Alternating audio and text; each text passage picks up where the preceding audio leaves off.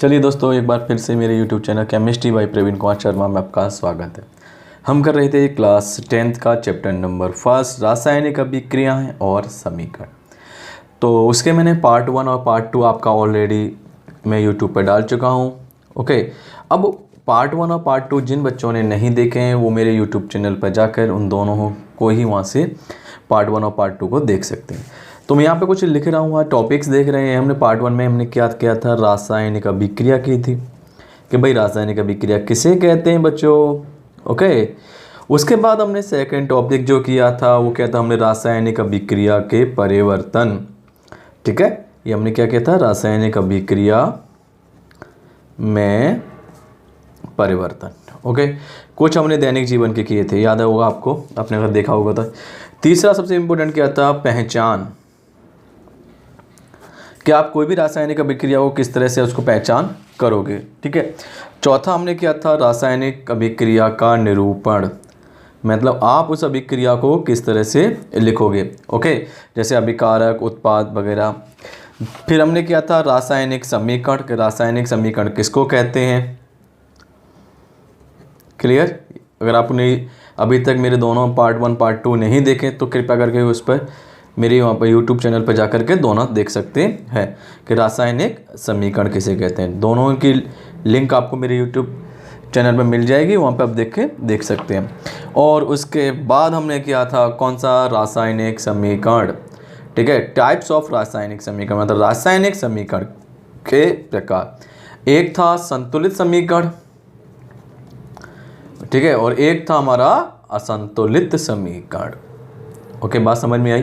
तो मतलब 1 2 3 4 5 और हमने कितने 5 टॉपिक कर लिए थे, और उन 500 टॉपिकों के अंदर हमने बहुत ही अच्छी तरह डीप में पढ़ लिया था। अब एक समस्या आती है कि अगर देखो, अगर आपके पास संतुलित समीकरण है तो मैंने उस दिन ही बोला था कि आपको कुछ नहीं करना, उसको जैसे का तैसा लिख लेना है। लेकिन अगर असंतुलित समीकरण है तो क्या करना पड़ेगा, उस समीकरण को आपको संतुलित करना पड़ेगा। क्लियर? तो आज के जो टॉपिक है हम क्या पढ़ेंगे, असंतुलित समीकरण को संतुलित कैसे करते हैं, पहला टॉपिक ये पढ़ेंगे।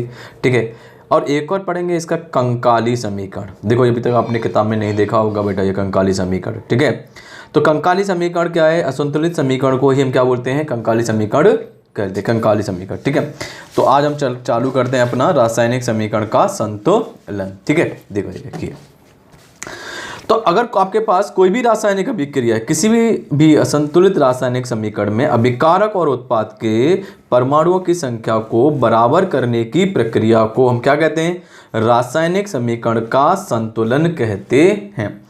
अब वही समस्या आ गई हमारे पास, अगर मान लो मेरे पास कोई रिएक्शन है MgO2। ओके, तो मैंने अगर इसको ऐसे लिखा हुआ है MgO, बात समझ में आई आपके, चाहे आप कोई भी समीकरण ले लीजिए। ठीक है, अगर उसके दोनों ओर परमाणु, यहाँ पे ये Mg परमाणु है और ये O2 परमाणु है। ओके, Mg कौन है, मैग्नीशियम है, O2 हमारा ऑक्सीजन है।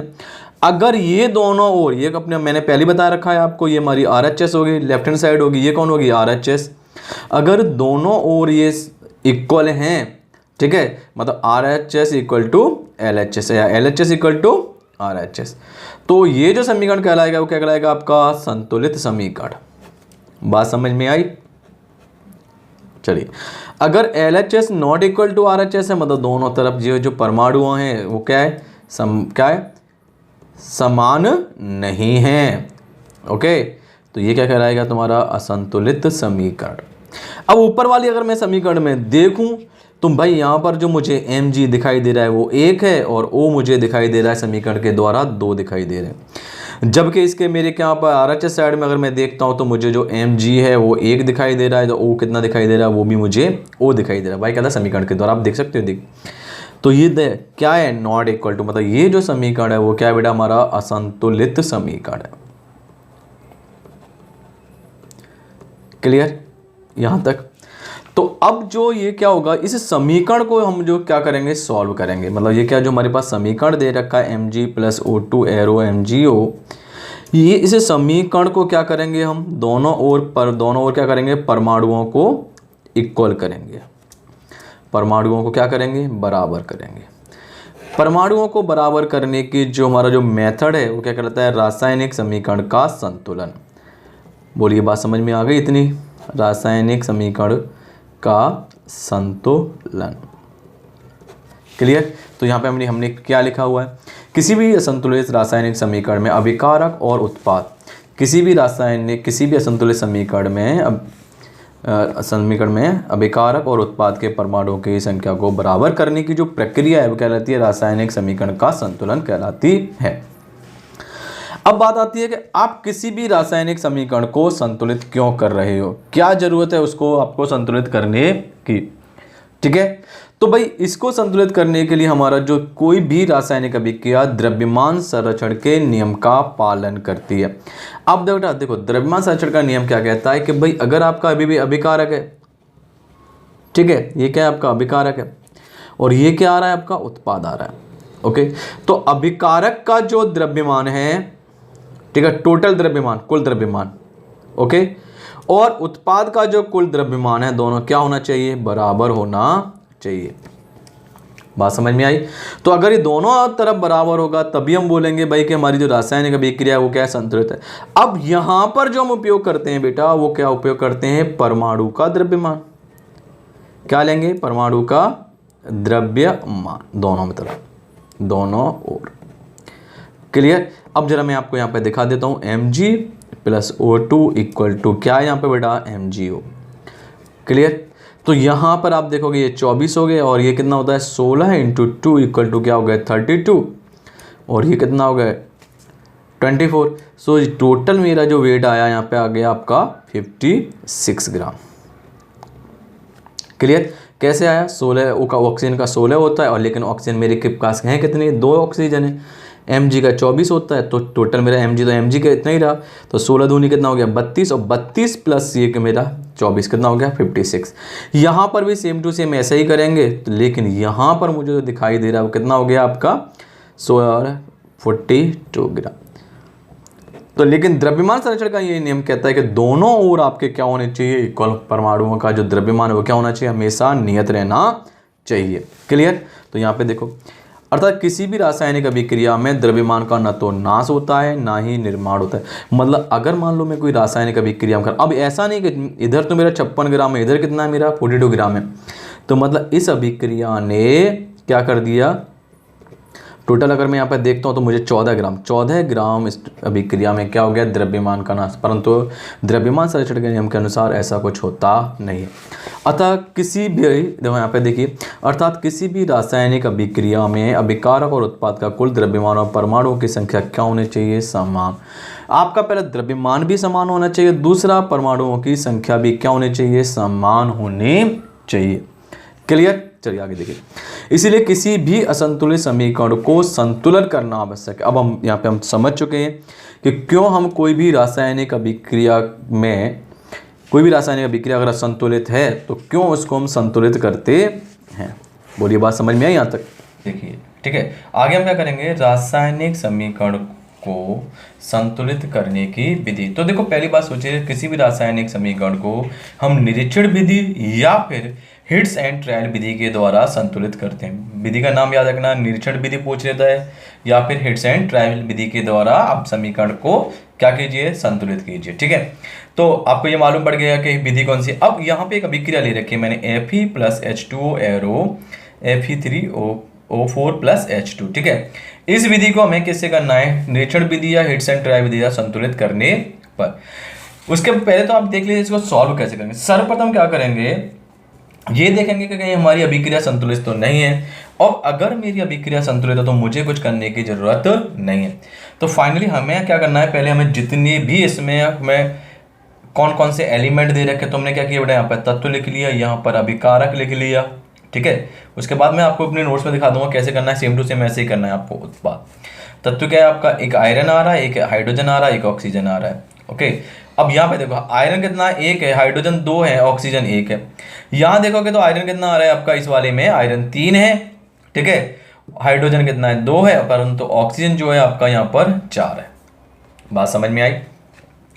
तो सर्वप्रथम आपको करना है, जो इसमें सबसे बड़ा एलिमेंट दे रखा है पहले उसको सॉल्व कर लो। सबसे बड़ा जो एलिमेंट है वो आपको हाइड्रोजन है, जिसके सबसे ज्यादा परमाणु दे रखे हैं। क्लियर। तो मैंने क्या किया, अभिकारक लिख लिया इधर, ये जनरल विधि, मतलब आप बहुत इजी कर सकते हो। इस पर क्या लिख लिया, उत्पाद। तो इधर मैंने क्या लिखा बेटा, ऑक्सीजन, यहाँ पे भी ऑक्सीजन लिख लिया। तो अभिकारक की ओर कितना ऑक्सीजन है, 1 है, उत्पाद की ओर ऑक्सीजन कितने, 4 है। दोनों क्या क्या मैंने क्रॉस मल्टीप्लिकेशन कर दिया। अब याद रखना, ये जो क्रॉस मल्टीप्लिकेशन ऑक्सीजन में हो रहा है, जो आपका अभिकारक में दे रखा है, उसके पूरे में क्या कर देंगे, मल्टीप्लिकेशन मतलब गुणा कर देंगे। तो फाइनली हमारे पास क्या आ गया बेटा, Fe+4H2O एरो Fe3O4+H2। क्लियर। अब फिर से हम देखेंगे भाई इसके अंदर कि इसके अंदर अभी सॉल्व हुई या नहीं हुई। तो नहीं है तो कोई बात नहीं, फिर से लिख लो, तत्व लिख लो, ठीक है। एक तरफ क्या लिख लो, अभिकारक, ओके, और दूसरी तरफ क्या लिख दो, उत्पाद। फिर से एक बार लिख देंगे। लिखने का तरीका कैसा है वो आपको मैं अपने नोट से दिखा दूंगा। FeOH, ठीक है। अब यहाँ पे देखो Fe कितना है आपका, फिर से एक ही है, जबकि अब ऑक्सीजन कितना हो गया, यहाँ पे देखो 4। क्लियर। हाइड्रोजन कितना हो गया, 2 और 4 आ गए, तो 2 और 4 कितना हो गया आपके पास टोटल 8, तो 8 लिख दिया मैंने यहाँ पर। क्लियर। यहाँ पर देखो Fe कितना है, 3 है। ऑक्सीजन कितना है आपके पास, यहाँ पे भी 4 है, यहाँ पे भी 4, जो हमने अभी तक इसको क्या कर लिया, संतुलित कर लिया। लेकिन ये भाई साहब अभी भी कितने रह गए, यहाँ पर 2 रह गए, कौन, हाइड्रोजन। अब यहाँ पे फिर से वही ले लो, अभिकारक, ठीक है, और यहाँ पे क्या लिया मैंने, उत्पाद लिया, ठीक है। फिर से अब देखो यहाँ पर अभिकारक कितना है आपका, H कितना है यहाँ पर, देखो दोनों क्रॉस करोगे तो कितना हो गया, 8, ओके। और यहाँ पे कितना है आपका, 2, ओके।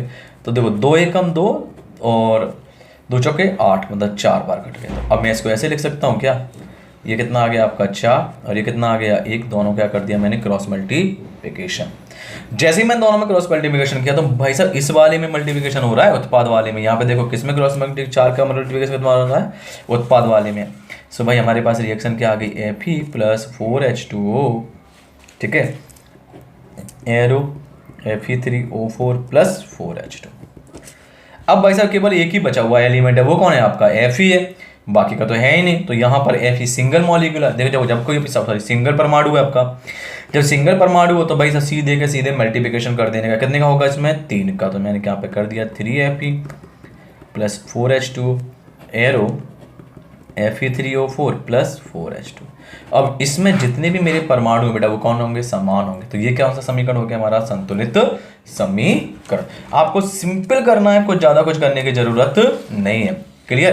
तो यहाँ पे देखो सर्वप्रथम हमें क्या करना, क्या क्या ऐसा करना है जिसके अंदर हमें इजीली से मिल जाए। सर्वप्रथम जो हमें समीकरण देखा वो पहचानते हैं संतुलित समीकरण है या नहीं। ओके, कौन सा वाला, ऊपर वाला। हमने आइडेंटिफिकेशन कर लिया कि हमारी तरफ दोनों तरफ कैसा है, संतुलित नहीं है, तो पक्का असंतुलित समीकरण है। यदि असंतुलित समीकरण है तो अभिकारक और उत्पाद की सूची अलग अलग बनाते हैं। मतलब एक तरफ मैंने लिखा था ना, वो एक तरफ क्या लिखा हमने, उत्पाद लिखे, और एक तरफ हमने क्या लिखा था बेटा, अभिकर्मक लिखा था। ठीक है, तो देखो यहाँ पे तत्व, अभिकारक, उत्पाद, जैसे मैंने अभी किया ना, सेम टू सेम वैसे ही आपको करना है। ठीक है, एक तरफ क्या लिखना है, तत्व, अभिकारक और उत्पाद। दूसरे में जिस तत्व में परमाणु की संख्या सबसे अधिक हो, भाई कौन है यहाँ पर, देखो ऑक्सीजन सबसे अधिक है ना, तो अगर ऑक्सीजन सबसे अधिक है, सबसे पहले क्या करोगे, उसको हम क्या करेंगे, संतुलित करेंगे, और दूसरे को मैंने क्या कर दिया, क्रॉस में कर, जैसे मैंने तुम्हें अभी करके दिखाया था, सेम टू सेम। ऑक्सीजन 4 का गुणा किया तो मेरे पास 4 का मल्टीप्लिकेशन हुआ है पूरे H2 में। ऐसा मत कर देना अकेला किस में कर दो, ऑक्सीजन में ना, पूरे में होगा जिसके साथ है। फिर से हमने क्या किया, इसको फाइंड आउट कर लिया भाई। फिर से मैंने FeOH और यहाँ पे अभिकारक उत्पाद लिखा था, 148 हो गया, 342 हो गया। अब हाइड्रोजन, तो मैंने तुम्हें अभी क्या बोला था भाई कि या तो ऐसा करो, इसे हाइड्रोजन को 4 से मल्टीप्लिकेशन कर दो, या फिर इनको क्रॉस काट देना। तो अब अभिकारक तत्व, अभिकारक उत्पाद, तो भाई यहाँ पे हाइड्रोजन कितना है, 4, यहाँ पे देखो हाइड्रोजन कितना था, 8 था, और ये कितना था, उत्पाद में कितना था, तो 2 का मल्टीप्लिकेशन कर दोगे तो कितना हो जाएगा, 8 हो जाएगा। तो 4 का मल्टीप्लिकेशन कर दिया, या फिर जो मैंने अभी तुम्हें बताया था कैसा, क्रॉस सेक्शन करने के बाद, या आप क्रॉस सेक्शन कर दो सेम टू सेम ऊपर वाले की तरह। देखिए कहाँ गया, 1 मिनट, या तो आप इसको 2 दूना 4 काटे क्रॉस सेक्शन कर दो, या फिर ऊपर वाले के सिंपल कर दो। अब हमारा प्राप्त समीकरण कौन बच गया, Fe+4H2 एरो Fe3O4+4H2। अंत में जो बचा हुआ है, देखो अगर सिंगल परमाणु है, मैं पहले ही बोल चुका हूँ, तो उसमें हम कैसे भी गुणा कर सकते हैं। उत्पाद में 3 है, अभिकर्मक में 1 है, 3 से गुणा किया और हमें क्या मिल गया, क्या मिल गया, जैसे मैं 3 गुणा करूंगा तो मुझे एक जो असंतुलित समीकरण था वो कैसा हो गया, संतुलित समीकरण हो गया।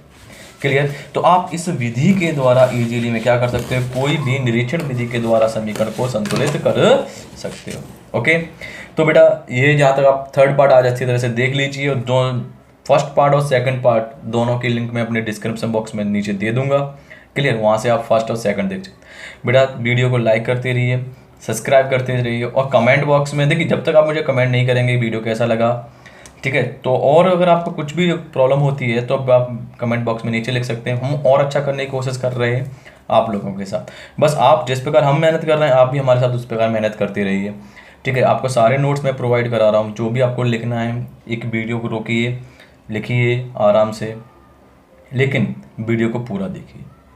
और जहाँ भी आपको डाउट लगे तो मुझे कमेंट बॉक्स होता है, आपने देखा होगा यूट्यूब में कमेंट बॉक्स होता है, वहाँ पर आप उसका का जो भी आपको प्रॉब्लम है वो लिख के भेज दीजिए। कहीं आपको समझ में नहीं आ रहा वो मुझे बता दीजिए, ठीक है। और बेटा एक और बता दूँ, अभी हम एक टेलीग्राम ओपन करने जा रहे हैं, तो वहाँ पर आपको डेली के डेली जितना पढ़ाएंगे उसके नोट्स मिल जाएंगे टेलीग्राम में, ठीक है।